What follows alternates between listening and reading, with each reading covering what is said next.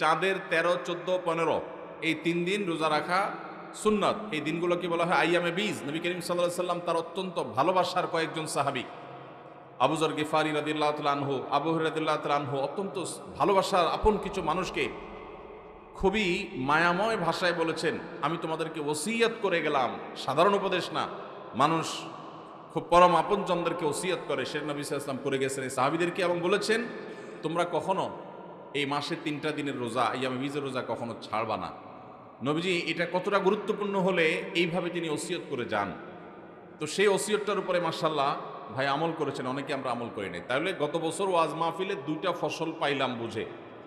আর বাকি কেউ থাকলে বলেন, যদি দেখা যায় আমল করার লোক নাই তাহলে অহেতুক সময় নষ্ট করবো না তো। কারণ শুধু পানি সেচলাম, মাছ ধরলাম না, এর তো কোনো মানে নাই।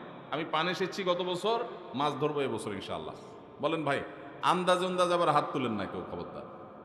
জি ভাই, মাশাল্লাহ মাশাল্লাহ। আমার নিজেরও পরিপূর্ণ মনে ছিল না, উনি বলার পরে আমার মাথায় চলে আসছে। গত বছর আল্লাহর শুকরিয়া আদায় নিয়ে আমরা কথা বলেছিলাম। কি বলছিলাম বলেন তো ভালো করে? সব ক্ষেত্রে আল্লাহ শুকর আদায় করতে হবে। মাশাল্লাহ, আপনি এটার উপরে কি আমল করছেন? মানে কষ্ট হইলেও আল্লাহর শুকরিয়া আদায় করেন, আর ভালো কিছু করে পাইলে তো করেনি। মাশাল্লাহ, কি নাম আপনার? হ্যাঁ, সায়েম ভাই। ভাই কোথায়? মাশাল্লাহ, পাশের এলাকার মানুষ। কি করেন ভাই? টেক্সটাইলে কাজ করেন। মাশাল্লাহ, আপনি যে গত বছর ওয়াজ মুখস্থ রাখছেন, আমি যে এই বিষয়ে কথা বলছিলাম আমার পুরো মনে ছিল না, কিন্তু এখন আপনি বলার পরে আমার মনে পড়ে গেছে। হ্যাঁ, এই বিষয়ে কথা বলছি, পরিপূর্ণ আমিও নিশ্চিত হয়ে গেছি। মাশাল্লাহ, আল্লাহ তাআলা আমার এই ভাইকে এলেম এবং আমল দিয়ে পরিপূর্ণ করে দেখ। আল্লাহ এই ভাইকে দিনের দায়ী হিসাবে কবুল মঞ্জুর করে নেক। বিয়ে শাদী করছেন? হ্যাঁ, ছেলে মেয়ে আছে? আল্লাহ তাআলা তারা নেক সন্তান দান করুক। আমি এর তাহলে বিয়ের দোয়া করতাম, যেহেতু বিয়ে করছে আর দোয়া করে লাভ নাই, আর দরকার নাই। একটা হয়েছে আল্লাহ তাআলা, যেটা হয়েছে এটার মাধ্যমে আল্লাহ তাআলা নেক সন্তান দান করুক, রুটি রুজিতে আল্লাহ তাআলা বরকত দান করুক। বসেন। আপনারা না পাইলে তো আজকে ওয়াজই বন্ধ হয়ে যেত আমার। এখন তো কিছু কথা বলার মানসিকতা তৈরি হয়েছে আলহামদুলিল্লাহ। আর আছেন না কেউ গত বছর এই মাহফিলে আমি যে কথাগুলো বলছিলাম সেগুলোর কথা মনে আছে বা আমল করছেন? দাঁড়ান, কি নাম? সুমন মিয়া। বলেন, কি ওয়াজ করছিলাম, আপনি কি আমল করছেন?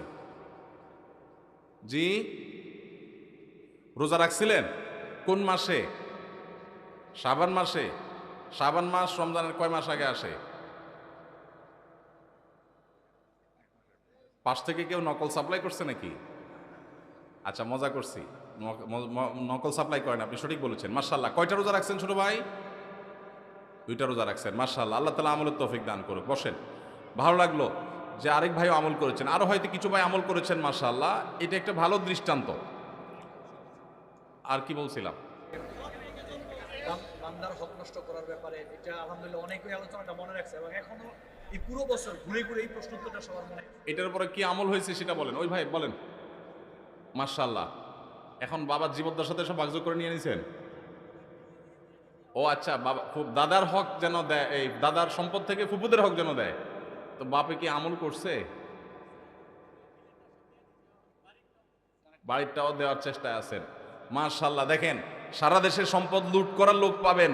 ওয়াজ মাহফিলগুলো থেকে আল্লাহর এরকম বান্দারা তৈরি হয় যারা নিজের সম্পদ, অন্যের অধিকার, ফুপুর অধিকার, দাদার সম্পদে এটা দেওয়ার জন্য বাপের উল্টা বুঝে সমঝাইয়া সেটা তাদেরকে দেওয়ার ব্যবস্থা করে। আলহামদুলিল্লাহ।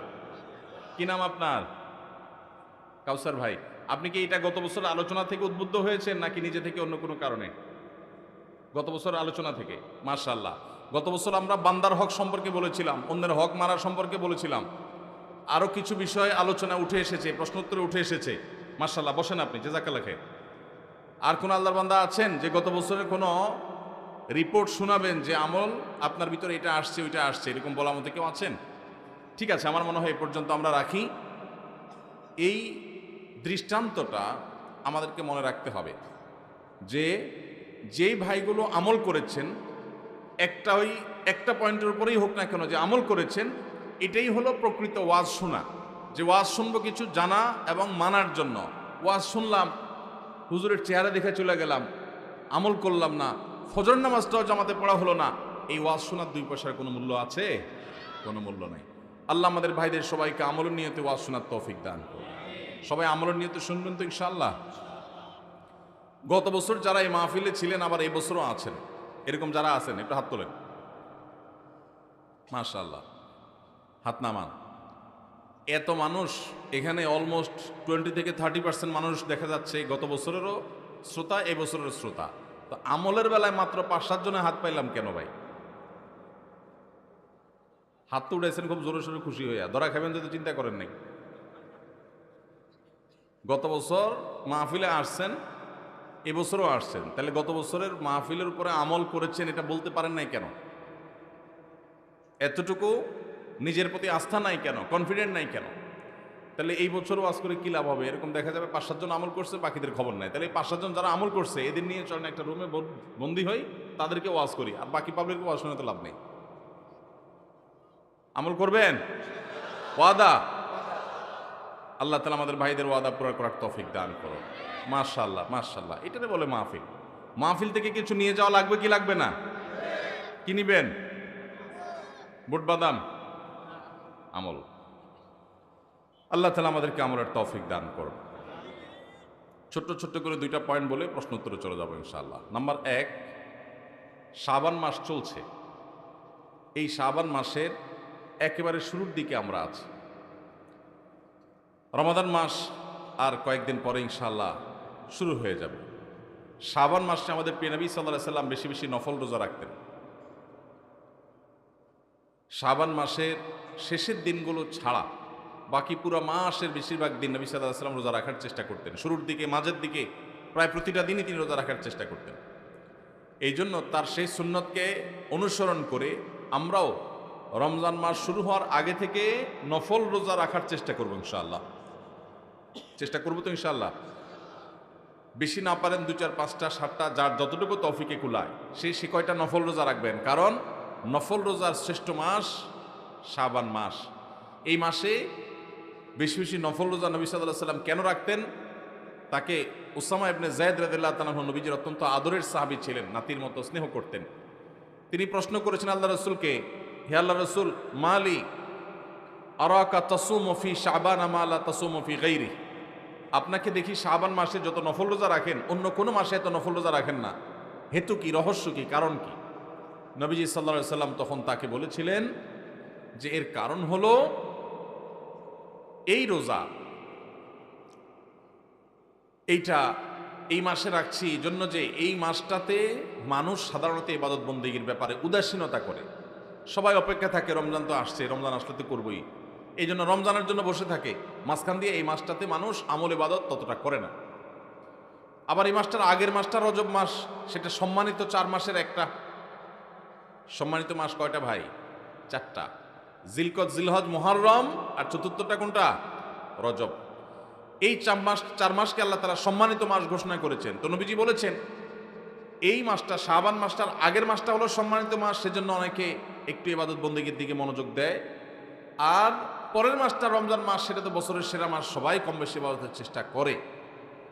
মাঝে পড়ে এই শাবান মাসটাতে আমল, ইবাদত, নেকামল এগুলোর ব্যাপারে বেশিরভাগ মানুষ মনোযোগ দেয় না। মনে করে রমজান আসলে একসাথে শুরু করবো, এখন আর কোরআন ধরে না।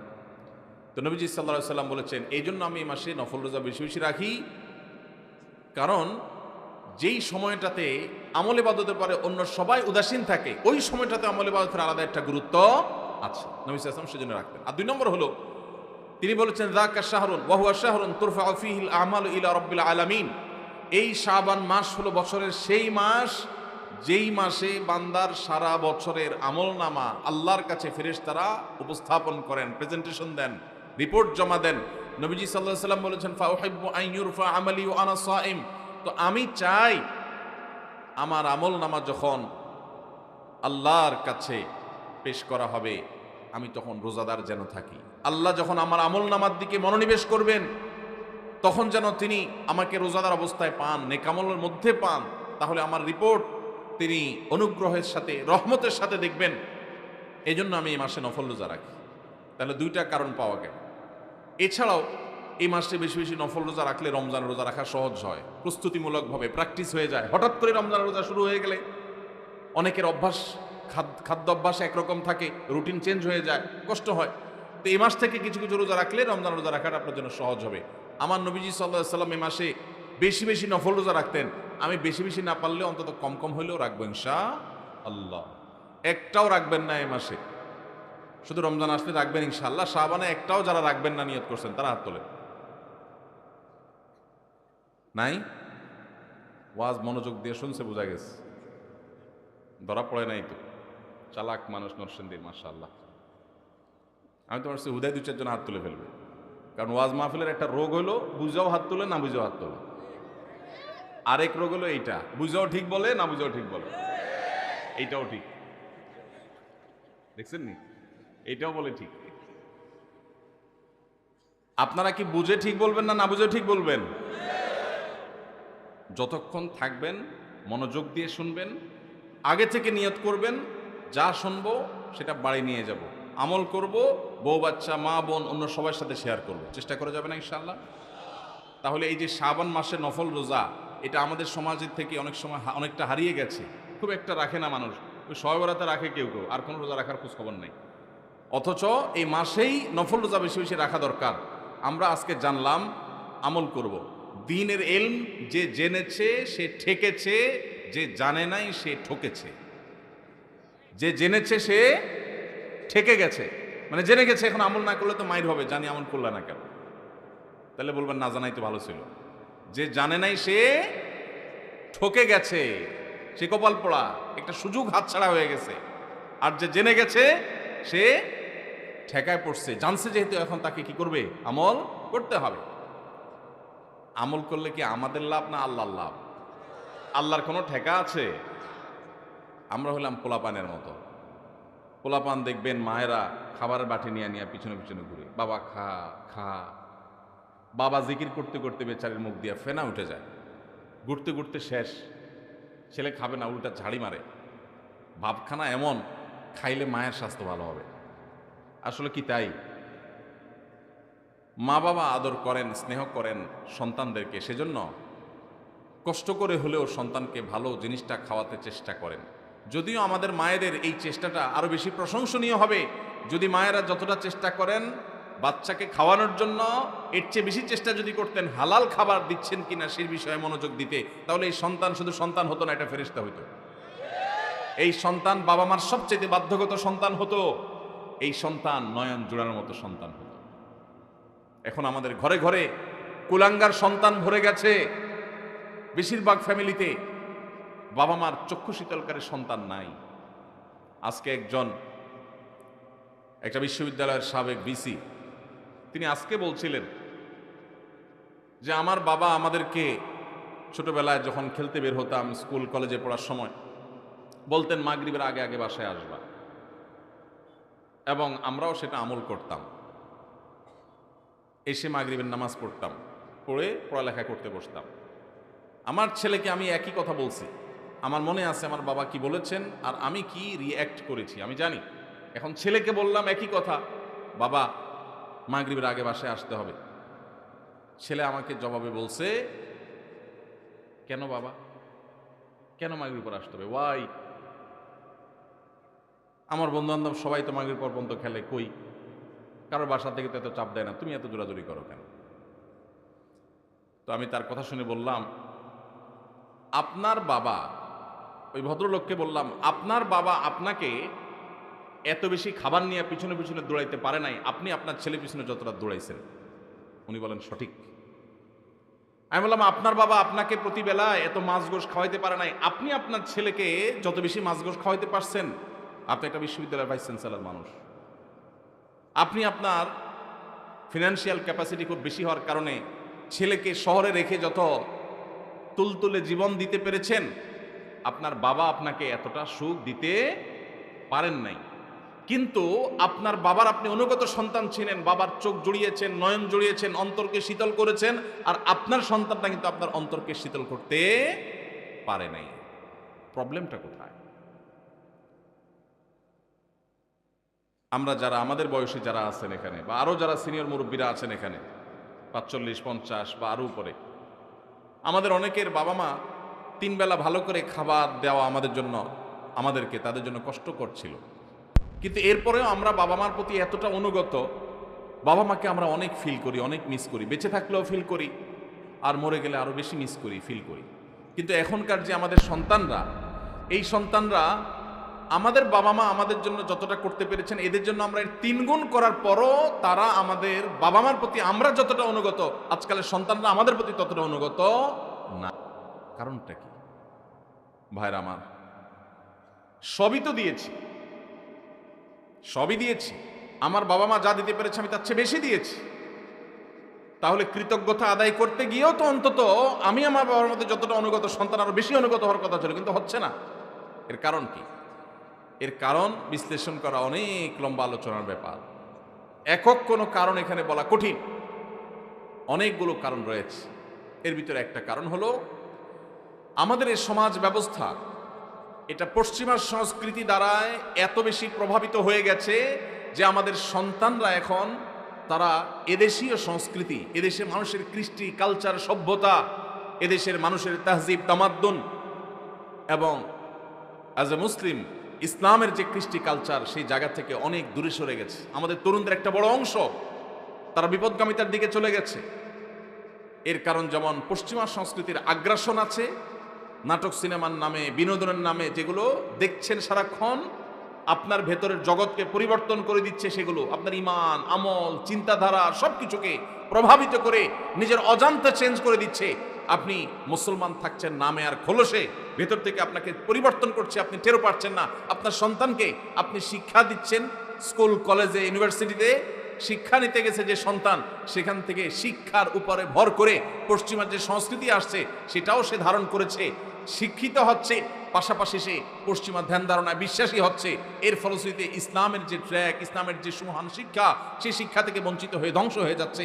এর অনেক কারণের ভিতরে একটা কারণ হলো সন্তানকে আপনি সেইভাবে হালাল খাবার খাওয়াতে পারতেছেন না আপনার বাবা মা যেটা আপনাকে খাওয়াতে পেরেছে।